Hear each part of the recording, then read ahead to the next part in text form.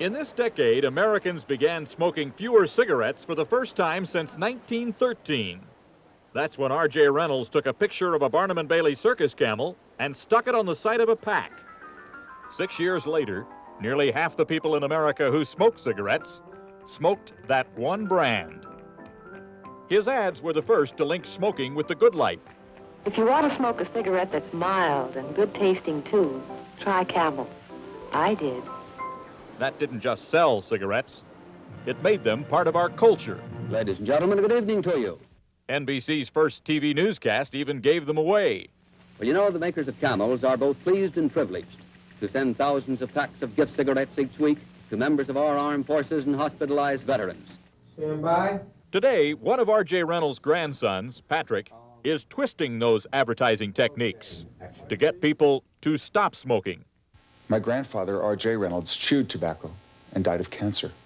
My father, R.J. Reynolds Jr., smoked heavily and died of emphysema. I smoked for 10 years, and I have small airways lung disease.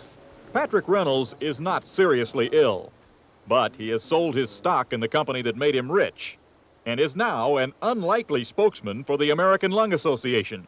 My memories of my father are of a man always short of breath, increasingly sick and frail, and counting the time he had left to live. His brother Mike agrees that children should not smoke, but says others in the Reynolds family feel adults should have a choice. If you don't smoke, don't start. But if you must, smoke a Reynolds product. Patrick was a movie actor before joining the anti-smoking crusade. Critics say he is simply looking for a new role that will make him famous. He denies that he's an opportunist, but admits there is pressure on me to do something wonderful. Otherwise, I'm not living up to the family name. practically every rainbow the Reynolds family ever followed had a pot of gold at the end. Besides tobacco, Patrick's father also helped bankroll Delta Airlines. Others started Reynolds Securities and Reynolds Aluminum. My parents were such legendary figures. I mean, it seemed like so much to live up to.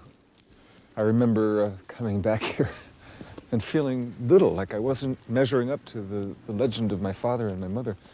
Patrick grew up in palaces built from cigarette profits. This one, on an island off the Georgia coast, has a ballroom big enough to hold a circus tent.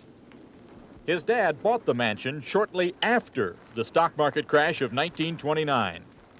It's a dream, and I don't know that it's always a happy dream. When I was 3, my parents were divorced, and when I was 9, I wrote him a letter which followed him around the world. And when the letter got into his hands, he opened it and he read it, and it said, "Dear Dad, I'm your son Patrick. Where are you?" His father summoned Patrick to his side. He was still smoking cigarettes then, and he was dying from them. That is why Patrick Reynolds hates cigarettes. His grandfather was an advertising genius who lured millions to start smoking. Patrick hopes he has inherited that power to persuade. And if I can use it to save lives and make a difference in this world, what greater gift could I have had than that? Maybe I got the greatest inheritance of all. The Reynolds family is still close, despite Patrick's anti-smoking campaign.